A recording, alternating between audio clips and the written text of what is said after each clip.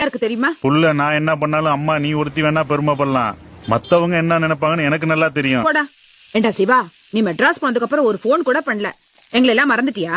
உன்னையும் மறக்கல, உன் வத்த குழம்பையும் மறக்கல. அந்த கைப்பக்குவம் தெரிஞ்சா இங்க நான் சமைச்சு பாப்பேன். அதை சாப்பிடுற பாக்கியம் இங்க உள்ள என் நண்பர்களுக்கும் கிடைக்கட்டும்.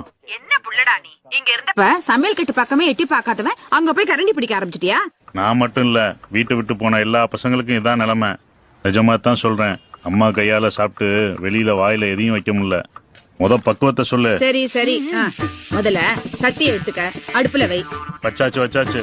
அதுல கொஞ்சம் எண்ணெய் ஊத்து. எண்ணெய் ஊத்தியாச்சு. கொஞ்சம் கடுகு, கொஞ்சம் ஜீரகம், கொஞ்சம் காஞ்ச மிளகா. நல்லா போடு. ஓ, இவ்வளவுதான் பக்குவமா?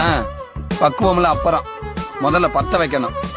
இதுல போன்ல கேட்டு வர சமைக்கிறாங்க. Sorry bro. மிளகா பிடிக்க பதில எலி மருந்து போட்டு எல்லாத்தையும் ஜாகடிக்க போறேன் போ.